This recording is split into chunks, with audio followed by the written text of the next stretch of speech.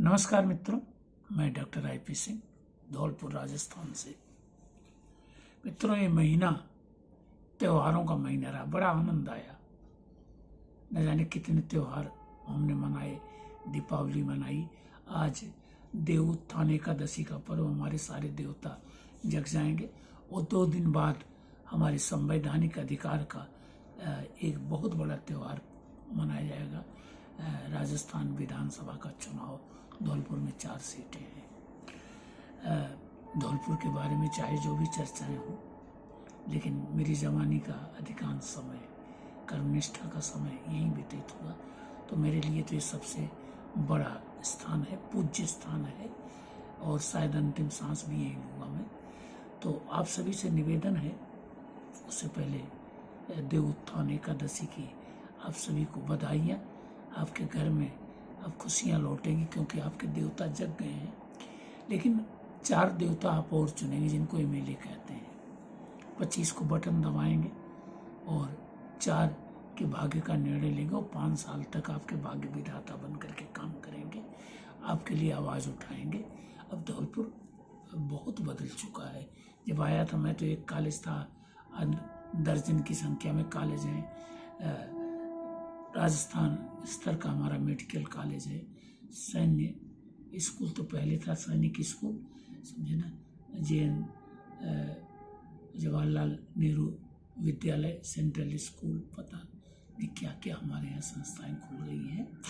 तो ऐसे धौलपुर को अभी हमें और आगे ले जाना है और आगे ले जाने वाले हमारे जो 4 प्रतिनिधि होंगे उनका चयन हमको 25 तारीख को करना। तो आपसे एक विनम्र निवेदन, क्योंकि धौलपुर की क्षमताओं को मैं जानता हूँ। 10 साल पहले लोकसभा के चुनाव में मैं स्वीप का प्रभारी था और गौतम साहब कलेक्टर और माननीय चार साहब ADM साहब और 1-2 अधिकारी उनके अंडर में मैंने काम किया था।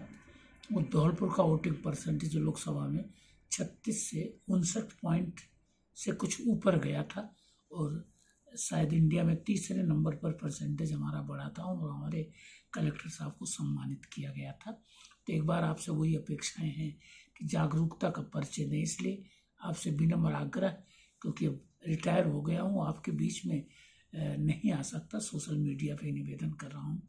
25 तारीख को मतदान करने के लिए जरूर जाएं और मान करके जाएं कि आपका जो मतदान प्रतिशत है वो आपकी एक पहचान बनाएगा।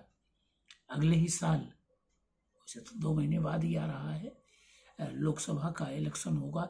आपका परसेंटेज अगर अच्छा होगा तो आपकी तरफ लोगों की नजर जाएगी। इसलिए खुद जाइए, अपने बुजुर्गों को ले जाइए, परिजनों को ले जाइए।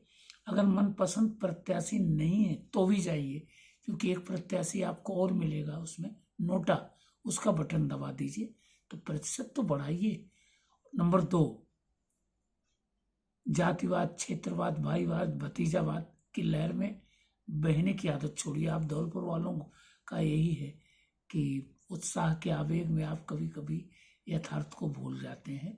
अपनी उन विसंगतियों में आप बहुत कुछ गंवा चुके, उससे मुक्त होइए। पड़ोसी पड़ोसी ही रहेगा, भले ही आपके उसके विचार नहीं मिल रहे हैं, वो अपना मतदान करे, आप अपना करिए, खुशी खुशी करिए, भेद मत खोलिए कौन किसको दे रहा है। ये आपका गोपनीय अधिकार है, थोड़ा गोपनीयता सीखिए, समझ रहे हैं ना। और बटन दबाने से पहले एक बार ध्यान दीजिए कि आपका बटन जो दबेगा वो 5 साल के लिए आपके भाग्य विधाता का निर्णय करेगा, उसको उस तख्त पर बैठाएगा जो विधानसभा में जाकर के आपके लिए मांग उठाएगा। तो ऐसे को चुनिए जो आपका अपना हो, जिसके आप अपने हो, जो अगले 5 साल तक आपके बीच में रहे। वो किसी भी पार्टी का हो, मैं ये नहीं कहता मैं किसी पार्टी का समर्थक नहीं हूँ। योग्य का चयन करिए, जातीयता, सांप्रदायिकता, अन्य विसंगतियों से थोड़ा मुक्त हो जाइए, समझे आप ना। थोड़ा जागरूकता का परिचय दीजिए। अब ये जातिवाद, क्षेत्रवाद, ये चीजें उतनी महत्वपूर्ण नहीं रह गई हैं, अभी हैं थोड़ी बहुत। तो मतदान करने जाइए, खुद परिजनों के साथ, बुजुर्गों को लेकर के गीत गाते हुए जाइए, मस्ती में जाइए। पहले मतदान, बाद में और काम करिए, समझे आप ना। एक बार हमने नारा दिया था, पहले मतदान फिर जलपान। तो कृपा करके मेरी आवाज को अगर आप सुन रहे हैं, देखिए आप कितने समर्थ हो चुके हैं। आपका प्रधानमंत्री आपके बीच में आ गया, उत्तर प्रदेश के यशस्वी मुख्यमंत्री जी आ गए, राजस्थान के मुख्यमंत्री जी भी आपके बीच में रहे हैं, सचिन पायलट साहब भी आ चुके हैं हमारे बॉर्डर पर हमारे बीच में, राहुल गांधी जी, प्रियंका जी, सभी। मैं किसी को कम या बड़ा कहने का अधिकार नहीं रखता हूँ और न इस भावावेग में बहना चाहता हूँ। तो आपकी सामर्थ्य है, इस सामर्थ्य का परिचय दीजिए, लेकिन ध्यान रखिए बटन दबाने के बाद फिर 5 साल बाद ही मौका मिलेगा। तो बटन जरूर दबाइए, योग्य को चुनिए, शांति से चुनिए, आपसी मतभेद मत पैदा करिए। समझे आप ना, मनभेद और मतभेद ये बड़ी गलत चीजें हैं।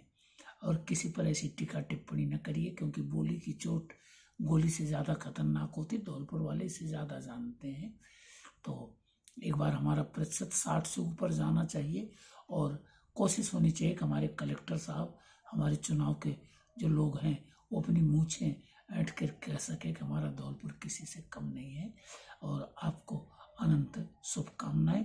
एक बार फिर से देवोत्थान एकादशी आपके लिए सुखद हो, आपके देव जगें, आपके भाग्य विधाता बने। बहुत बहुत धन्यवाद। अगले वीडियो में फिर मिलता हूँ।